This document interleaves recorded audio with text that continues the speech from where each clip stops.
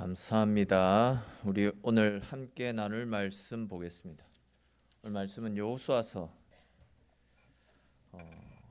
24장 1절에서 15절까지 말씀 보겠습니다. 24장 1절에서 15절입니다. 제가 가진 성경으로 구약 성경 356페이지에 있습니다.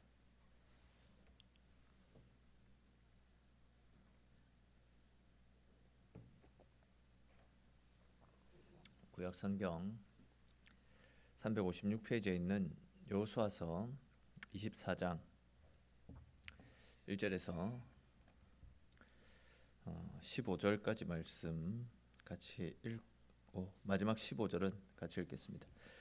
여호수아가 이스라엘 모든 지파를 세겜에 모으고 이스라엘 장로들과 그들의 수령들과 재판장들과 관리들을 부르매 그들이 하나님 앞에 나와 선지라.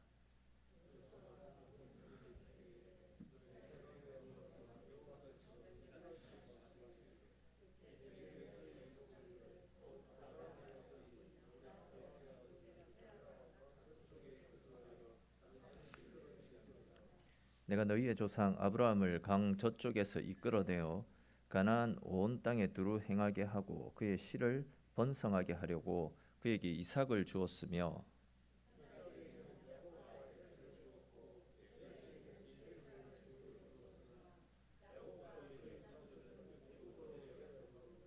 내가 모세와 아론을 보내었고 또 애굽에 재앙을 내렸나니 곧 내가 그들 가운데 행한 것과 같고 그 후에 너희를 인도하여 내었노라.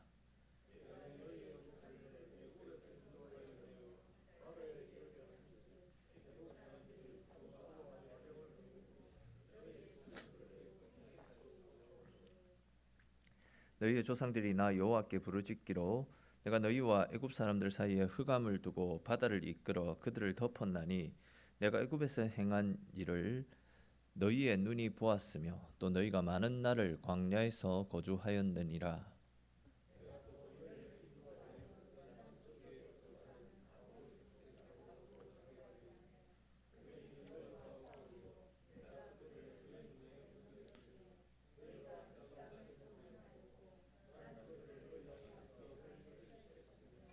또한 모압 왕 십볼의 아들 발락이 일어나 이스라엘과 싸우더니 사람을 보내어 부올의 아들 발람을 불러다가 너희를 저주하게 하려 하였으나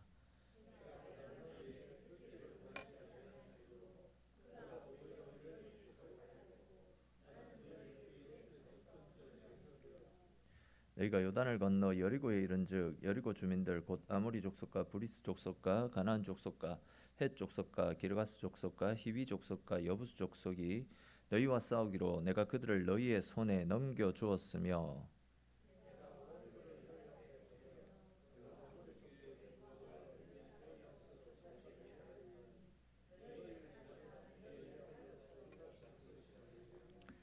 내가 또 너희가 수고하지 아니한 땅과 너희가 건설하지 아니한 성읍들을 너희에게 주었더니 너희가 그 가운데에 거주하며 너희는 또 너희가 심지 아니한 포도원과 감람원의 열매를 먹는다 하셨느니라.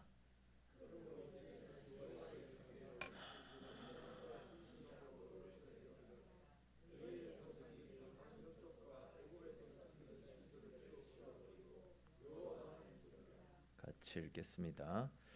만일 여호와를 섬기는 것이 너희에게 좋지 않게 보이거든 너희 조상들이 강 저쪽에서 섬기던 신들이든지 또는 너희가 거주하는 땅에 있는 아모리 족속의 신들이든지 너희가 섬길 자를 오늘 택하라. 오직 나와 내 집은 여호와를 섬기겠노라 하니. 아멘. 지난 시간에 우리가 함께 살폈던 것처럼 여호수아의 나이가 110살이나 되었죠. 그도 나이가 그래 많다 보니까 자신의 죽음이 직면했다라는 사실을 직감적으로 깨달았던 모양입니다. 그래서 그는 이제 23장 말씀에서는 백성의 지도자들을 불러 모아놓고 지도자들을 향한 마지막 유언을 남겨드렸습니다. 그리고 이제 오늘 살펴볼 24장 말씀에서는 이제 그 대상이 지도자들에서 모든 백성으로 넘어갑니다. 즉 모든 백성들을 향한 마지막 유언의 메시지를 남기고 있습니다. 그와 관련된 내용들을 우리가 함께 살펴보면서 하나님이 주시는 은혜를 나누겠습니다. 이 시간 가운데 말씀을 깨닫는 지혜와 또 하나님께서 나를 위해서 부어주시는 특별한 은혜와 사랑을 발견할 수 있는 귀하고 복된 시간 되시기를 주님의 이름으로 축원합니다. 자, 먼저 1절 우리 같이 한번 읽어봅시다. 1절 말씀 같이 읽겠습니다. 요수아가 이스라엘의 모든 지파를 세겜에 모으고 이스라엘 장로들과 그들의 수령들과 재판장들과 관리들을 부르매 그들이 하나님 앞에 나와 선지라. 아멘. 자, 이 말씀을 잘 보시면 여호수아가 마지막 유언을 남기기 위해 백성들을 어디로 불러 모으고 있습니까? 그렇죠. 세겜으로 불러 모으고 있습니다. 근데 앞에서 살펴봤던 대로 지금 모세의 나이가 110살입니다. 적지 않은 나이고 임종을 눈앞에 두고 있는 상황입니다. 기력이 없습니다. 보통 이런 상황에 몰린다면 백성들을 불러 모을 때 자기가 움직이기보다도 자기가 있는 곳으로, 즉 자기가 살고 있는 집으로 백성들을 불러 모으는 것이 일반적인 모습 아니겠습니까? 그것이 아니면 우리가 계속 살펴보았던 것처럼 이스라엘의 성막이 있는 곳, 성막은 어디에 있었죠? 그렇죠, 실로. 성막이 있는 실로, 그 실로를 불러 모아서 백성들에게 유언을 할 수도 있습니다. 우리 쭉 살폈듯이 여호수아는 가나안 땅에 건너오고 나서 항상 중요한 일을 앞에 두고 있을 때는 백성들을 실로로 모아서 실로에서 하나님의 뜻을 전하고 또 함께 예배드리는 일을 계속해서 했었더랬습니다.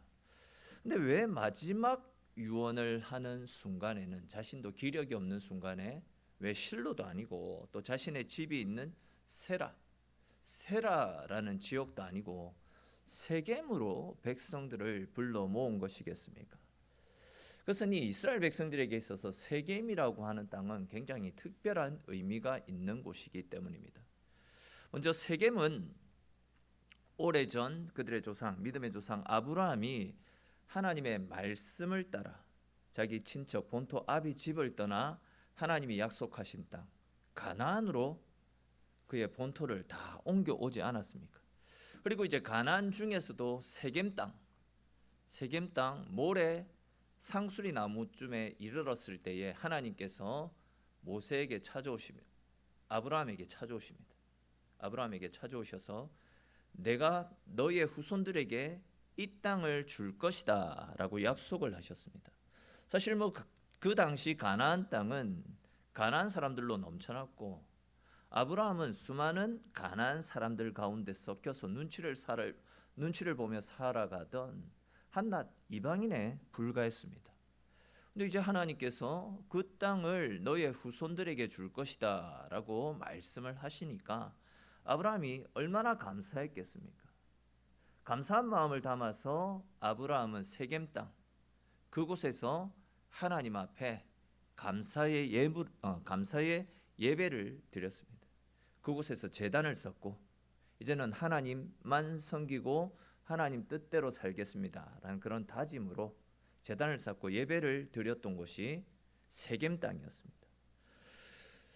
또 이제 거기에 대해서 아브라함의 손자 야곱, 그 야곱이 형 에서를 피해서 외삼촌 집으로 도망을 갔다가 20년 동안 외삼촌 집에서 생활하다가 다시 하나님의 부름을 받고 집으로 돌아오던 중에 세겜 땅에 몇 년간 머물고 있었더랬습니다. 근데 이제 야곱의 가족이 세겜 땅에 머무는 동안에 야곱의 딸 디나가 세겜 땅의 추장이었던 세겜 땅의 추장 이름이 세겜이었는데 그 세겜에게 몹쓸 짓을 당합니다. 그렇죠. 이제 그의 오빠들인 시므온과 레위가 세겜 사람들에게 복수를 하죠. 즉 그 땅의 추장에게 찾아가 가지고 네가 우리 동생과 결혼을 하기 위해서는 우리 가문의 전통을 따라서 너희 모든 남자들이 할례를 받아야 된다. 그렇게 할례를 받게 한 다음에 걷지 못하는 틈을 타서 칼을 들고 가서 그 세겜 땅의 모든 사람들을 다 죽여버리지 않습니까? 근데 이제 그때 뒤늦게 그 소식을 전해 들었던 야곱이 이 일로 인해서 이 부족의 동맹국들이 우리 가족을 헤아리고 덤벼들면 우리는 다 죽게 된다며 크게 걱정하며 하나님 앞에 기도를 드립니다. 그런데 이제 그때 하나님께서 야곱에게 찾아오셔서 베델로 올라가라, 내가 너희를 보호할 것이다, 그렇게 말씀을 하셨습니다. 그 말씀에 따라 이제 야곱과 그의 자녀들이 이제 베델 땅으로 올라가기 전에 어떤 일을 했었냐면 세겜 땅 그곳에서 생활할 때 가지고 있었던 모든 우상들 그리고 더럽고 추악한 것들을 전부 다 세겜 땅 모래 상수리 나무 밑에 다 묻어버리고 이제 하나님 앞에서의 거룩과 정결한 삶을 살겠습니다라고 다짐과 결단을 하는 일이 있었더랬습니다. 또 거기에 대해서 세겜에는 아브라함과 그의 아내 사라의 무덤, 그리고 또 이제 그의 아들 이삭과 며느리 리브가의 무덤 뿐만 아니라 요셉의 뼈까지도 매장되어져 있는, 즉 아브라함 가문의 가족 묘가 있는 가족 묘인 막벨라 굴이 있는 곳이 이 세겜 땅이었습니다. 거기에 대해서 이제 우리가 일전에 살펴보았던 내용 중에 그림 한번 띄워 주실래요? 자, 요수아가 저기 이 그림 기억나시죠? 요수아가 저기 중간에 딱 서 있습니다. 그리심산과 에발산 중간에 딱 서서 자, 그리심산을 바라보면서 하나님 말씀대로 살면 저 그리심산은 좀 나무가 울창하고 숲이 푸르게 돼 있잖아요. 말씀대로 살면 하나님의 복을 받게 될 것이지만 말씀을 떠나서 너희 멋대로 살아가게 되면 에발산, 같은 산인데도 저쪽은 나무가 없는 빈둥머리잖아요. 저렇게 메마르고 험난한 삶을 살게 될 것이다 라는 그리심산의 축복과 에발산의 저주를 선포했던 곳, 그곳이 바로 저 세겜 땅이었습니다. 중간 지역이 저 세겜 땅입니다.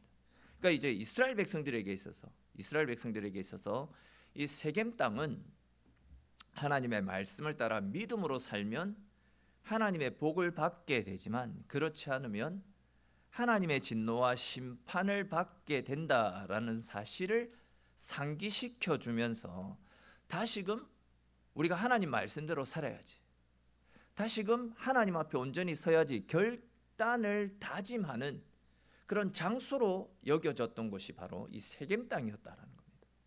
예를 들어서 이제 우리나라 사람들에게 마산 3.15 하면 생각나는 것이 무엇입니까? 3.15 부정선거에 한거에서 이제 그걸 의거를 일으킨 거, 부정선거에 항의해서 일어났던 그 민주화 항쟁, 그런 것들을 생각나게 하지 않습니까?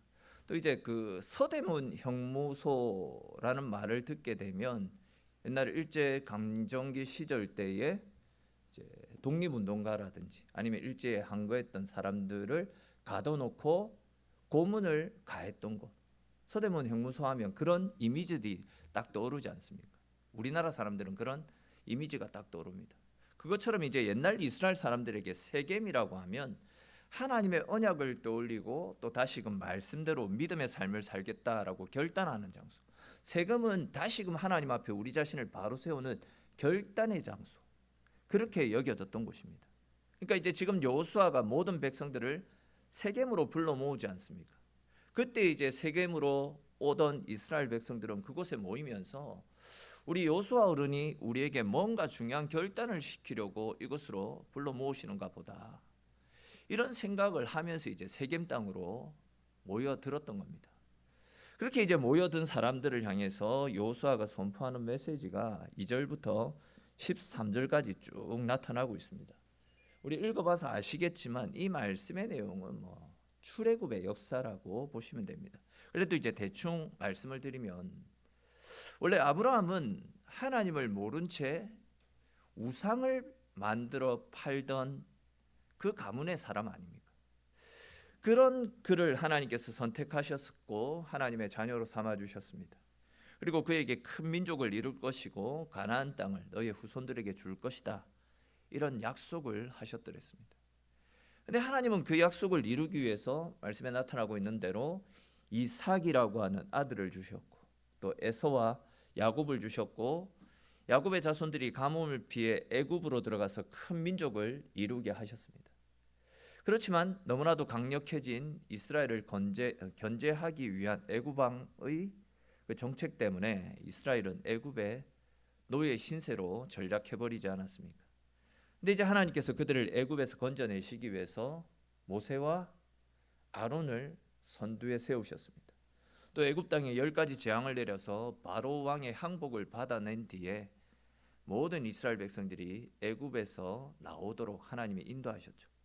근데 이제 애굽의 군사들이 그냥 자기들이 노예로 부렸던 사람들을 가만히 내보내 주려고 하니까 너무나도 안타까웠겠죠. 그래서 그 이스라엘 백성들을 추격하기 위해서 달려왔고, 그때 이제 하나님께서 홍해를 갈라 이스라엘 백성들이 홍해를 건너게 한 다음에 애굽 사람들을 모두 홍해 바다에서 수장시켜 버리심을 통해 이스라엘에게 완전한 출애굽, 완전한 자유를 허락해 주셨습니다. 그리고 이제 이 일이 있은 후부터 이스라엘의 광야 생활이 시작되어지고 있습니다.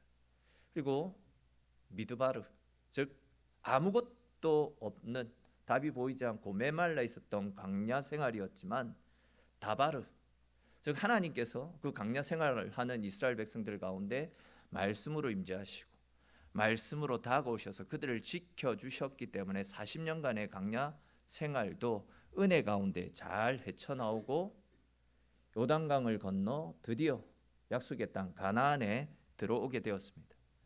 그리고 우리가 살폈던 대로 7년간의 정복 전쟁을 통해서 가나안 땅을 얻게 되는 큰 복을 누릴 수 있게 되었습니다. 그 내용들이 지금 1절에서 12절까지 쭉 나타나고 있습니다.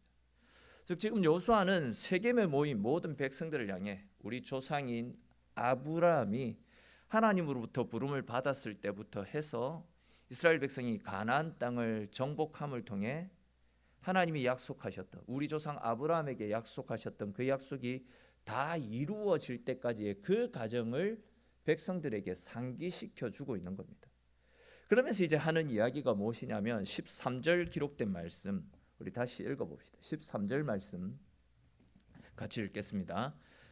내가 또 너희가 수고하지 아니한 땅과 너희가 건설하지 아니한 성읍들을 너희에게 주었더니 너희가 그 가운데에 거주하며 너희는 또 너희가 심지 아니한 포도원과 감람원의 열매를 먹는다 하셨느니라. 아멘. 무슨 말씀입니까? 지금 이스라엘 백성들이 가나안에서 누리고 있는 모든 축복은 하나님이 주신 은혜이자 하나님의 복이다라는 겁니다. 이스라엘이 수고해서 얻은 것이 아니라 하나님이 공짜로 값없이 그들에게 주신 축복의 땅이었다라는 것을 이야기합니다. 사실 이스라엘 백성들은 가나안 땅에 조성되어져 있던 환경을 만들기 위해서 그들이 수고했던 것은 없지 않았습니까? 그들이 먹는 식물, 그들이 먹었던 농작물, 이 모든 것들은 이미 그곳에 살고 있던 가나안 사람들이 심고 뿌리고 가꾸어 놓았던 것들을 그냥 거저 얻어먹는 겁니다. 잘 차려진 밥상에 숟가락만 얹고 있는 태가 아닙니까? 또 그들이 살고 있는 집들도 이미 가나안 사람들이 다 지어놓고 살고 있는 곳이었습니다. 근데 이제 이스라엘은 하나님의 인도하심을 따라 그냥 가나안 땅에 들어왔고 하나님께서 가나안 사람들을 당신의 능력 가운데 다 쫓아내어 주셨기 때문에 이스라엘은 가나안에 이미 형성되어져 있던 모든 것들을 그냥 값없이 공짜로 누리게 되었음을 상기시켜 주고 있는 거죠. 다들 아시겠지만 이스라엘의 역사는 모든 것이 하나님의 도우심이었고 하나님의 은혜의 결과물이었습니다. 기적의 또 다른 이름은 은혜 아니겠습니까? 사실 이스라엘은 가나안 사람들과 싸울 수 있는 힘이 없었습니다. 그들 스스로가 이야기했듯이 그들은 거인인데 우리는 메뚜기 같이 약한 존재들이었습니다. 또 그들과 공격해서 맞설 수 있는 마땅한 무기도 전설도 특별한 전술도 전혀 없었더랬습니다. 그럼에도 불구하고 가나안 땅은 하나님께서 이스라엘에게 주시겠다라고 이미 약속되어진 땅이었기 때문에 하나님은 당신의 약속을 따라서 아브라함과 맺었던 그 약속을 따라서 가나안 사람들을 다 몰아내시고 이스라엘에게 그 가나안 땅을 선물로 주셨던 거죠. 만약 하나님의 은혜가 아니었다라고 한다면 이스라엘은 계속해서 애굽에서 종살이를 하며 진짜 피폐한 삶을 살았을 것입니다. 만약 그들의 행위대로 광야에서 그들을 버려두셨다라고 한다면 아마 그들은 광야에서 적들에 의해서 아니면 해충들, 무서운 짐승들에 의해서 다 죽어나가거나 아니면 배가 고파서 다 죽어나갔을 것입니다. 한마디로 하나님의 은혜가 아니면 이스라엘은 너무나도 처참한 삶을 살았을 것입니다. 근데 지금은 하나님의 은혜 가운데서 적과 꿀이 흐르는 너무나도 살기 좋은 이스라엘을 차지했고요, 또 수많은 사람들이 하나님의 은혜 가운데서 풍요로운 삶을 살아가고 있었습니다. 다시 말해서 지금 여호수아는 모든 백성들을 향해 우리 이스라엘은 우리를 사랑하시는 하나님의 은혜로 말미암아 여기까지 올 수 있었다라는 사실을 그들에게 다시금 가르쳐 주고 있는 겁니다. 그렇습니다. 여러분, 지난날 이스라엘의 역사뿐만이 아니라 오늘날 우리들의 인생 역시도 우리를 넘어지게 만드는 인생의 질구들이 부지기수로 찾아오는 것이 사실이지 않습니까? 너무나도 숱한 위기와 인생의 짐들이 우리의 삶을 짓누르고 있습니다. 근데 이제 중요한 것은 우리의 삶 속에 끊이지 않는 고난과 아픔이 있기는 하지만 가만히 생각해 보면 우리가 겪고 있는 고난과 아픔보다도 하나님의 은혜와 축복이 훨씬 더 크고 훨씬 더 위대했다라는 사실을 깨닫게 될 것입니다. 좀 다른 관점에서 생각해 보면 사랑과 자비의 하나님께서 지금까지 지난날 우리의 인생 가운데 함께 하시면서 내 삶을 이끌어 주셨기 때문에 지금 우리가 이 자리에 앉아 있을 수 있다라는 겁니다.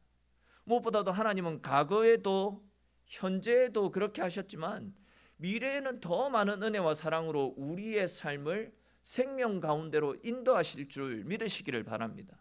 그렇습니다. 여러분, 우리 하나님께서 우리와 함께 하시고 지켜주시는, 진짜 우리는 하나님으로부터 부름받은 특별한 하나님의 자녀들입니다.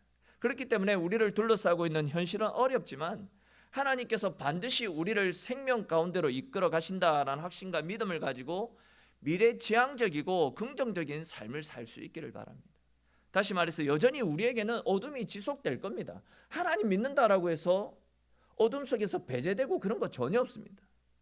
여전히 우리의 삶은 어렵고 살아날 소망이 도저히 보이지 않는 그런 막막한 상황이 우리 앞에 펼쳐진다 할지라도 하나님께서 반드시 우리를 생명길과 은혜의 길로 인도해 주신다라는 약속의 말씀을 우리에게 허락해 주셨기 때문에 비록 내 상황은 지금 힘들고 어렵지만 그런 가운데서도 우리는 약속의 말씀을 믿고 내가 미래에 누리게 될 평안을, 미래에 하나님께서 베풀어 주실 은혜들을 지금 현재 내 삶 가운데로 끌고 와서 미리 감사하고 미리 하나님 안에서 평안을 누리며 결국은 하나님이 허락하여 주실 은혜 가운데 젖어드는 삶, 그것이 우리가 가져야 될 믿음의 자세 아니겠습니까?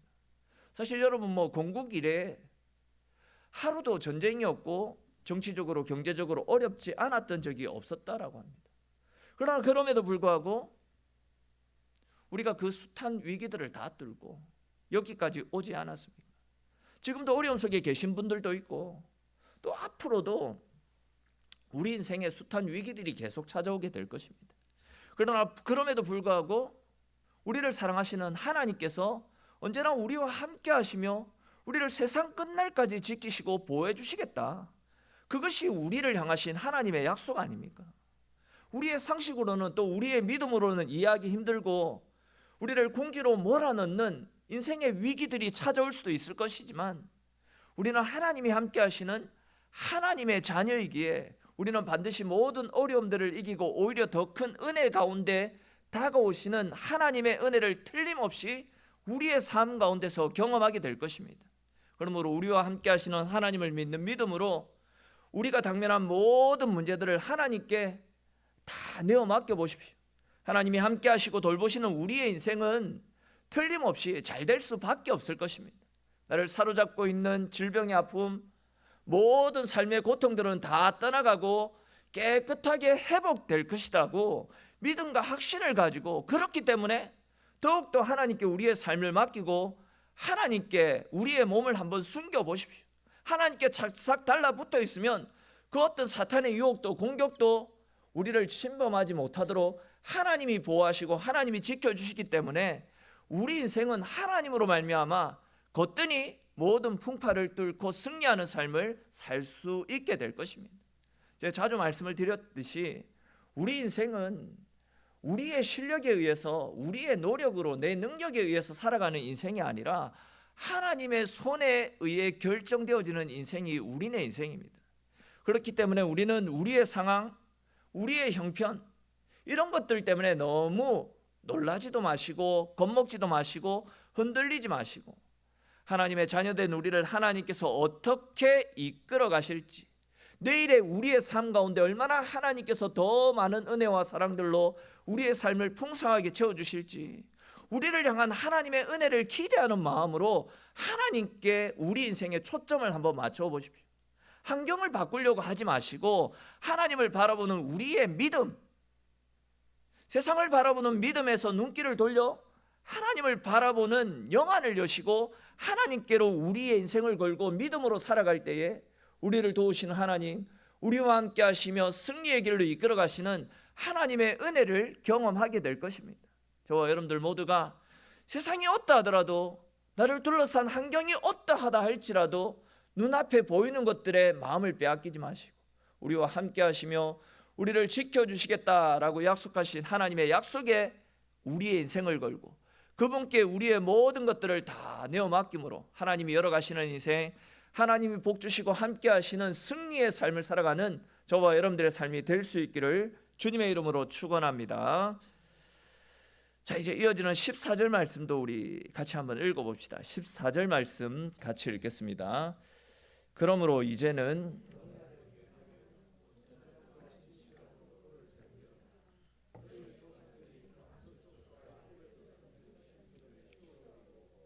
여호와만 섬기라. 아멘. 자, 이 말씀을 잘 보시면 그러므로 이제는 이라는 말씀으로 14절이 시작되죠. 무슨 이야기냐면 2절부터 13절에서 우리가 살펴본 말씀처럼 그동안 우리 이스라엘을 사랑하시고 숱한 위기와 어려움 속에서도 우리를 인도하시고 도우셨던 하나님이셨기 때문에, 지난날 모든 위기 가운데서 우리에게 최고의 좋은 길로 인도해 주셨던 하나님이시기 때문에, 그러므로 이제는 지금까지 우리를 도우셨던 하나님의 은혜와 그 사랑을 다시 기억하고 그 사랑에 감사하면서 또한 절대 그 은혜들을 잊지 말고 온전히 하나님만 경외하고 진실함으로 하나님을 섬기고 이전에 우리의 눈과 시선이 고정되었던, 우리의 마음을 빼앗아갔던 거짓된 우상들에게서 돌이켜서 온전히 하나님만 섬기며 살아갈 것을 당부하는 말씀입니다. 그러면서 이제 여호수아가 백성들을 향해 권면하는 말씀이 무엇입니까? 우리 잘 아는 말씀이자 여호수아의 핵심 구절이라고 할 수 있는 15절에 기록된 말씀 다시 한번 읽어봅시다. 15절 말씀 같이 읽겠습니다. 만일 여호와를 섬기는 것이 너희에게 좋지 않게 보이거든 너희 조상들이 강 저쪽에서 섬기던 신들이든지 또는 너희가 거주하는 땅에 있는 아모리 족속의 신들이든지 너희가 섬길 자를 오늘 택하라. 오직 나와 내 집은 여호와를 섬기겠노라 하니. 아멘. 여러분, 지금 여호수아가 이야기하는 것이 무엇입니까? 하나님이냐 세상이냐, 물질이냐 하늘 보아냐, 양자간의 선택을 해라 라는 겁니다. 만약 하나님을 섬기는 것이 너희에게 좋지 않게 보이거든 너희 조상들이 강 저쪽에서 섬겼던 신들, 즉 우상과 드라빈을 섬겨라. 하나님을 섬기는 것이 손해인 것 같으면 너희 마음대로 섬겨라 라는 겁니다. 아니면 너희가 거주하는 땅에 있는 아모리 족속의 신들, 가나안의 신 바알과 아스타롯을 섬기든지 아니면 하나님을 섬기든지 양자간의 선택을 하라라는 겁니다.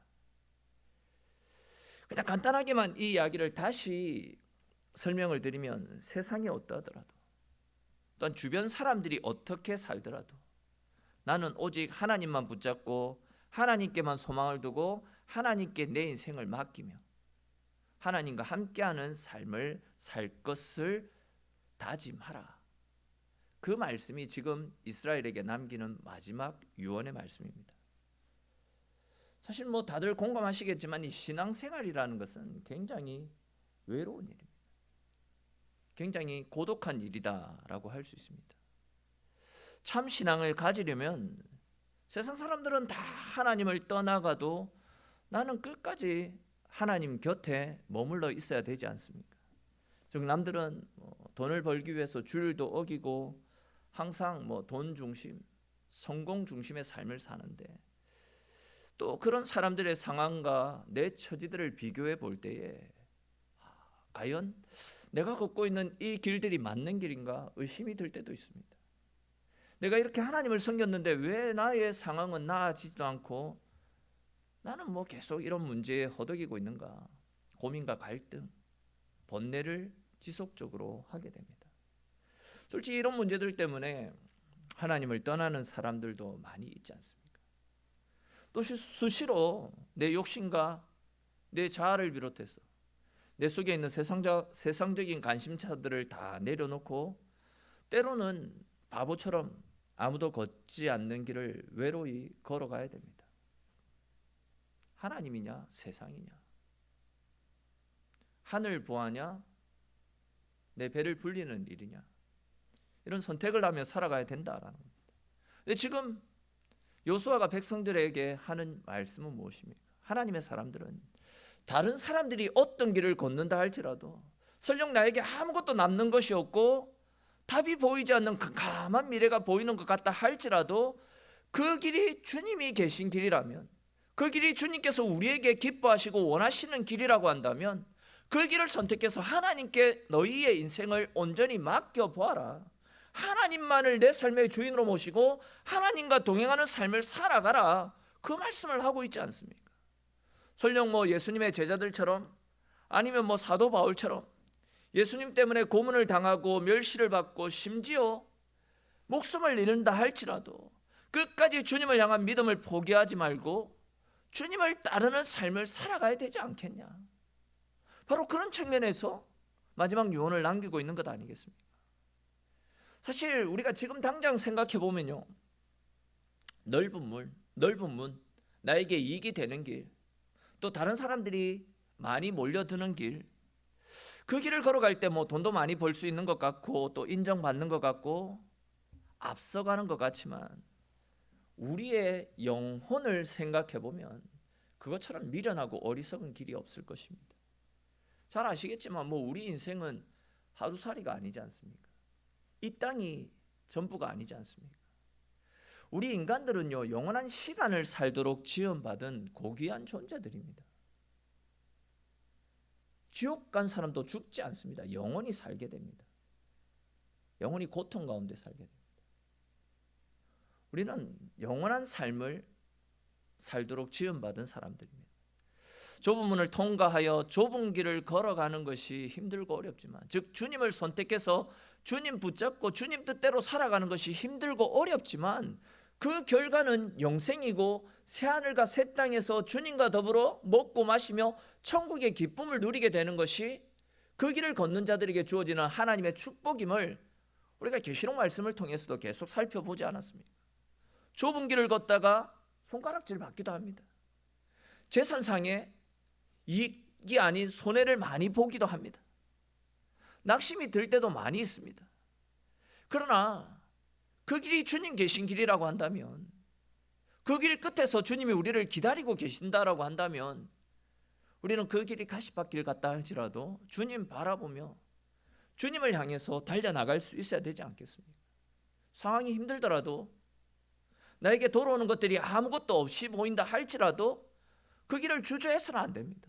남들이 뭐라 한다 할지라도 나와 내 집은 온전히 하나님만을 섬기겠습니다, 하나님과 함께 하겠습니다 라는 믿음의 고백이 저와 여러분들의 고백이 될 수 있기를 축원합니다.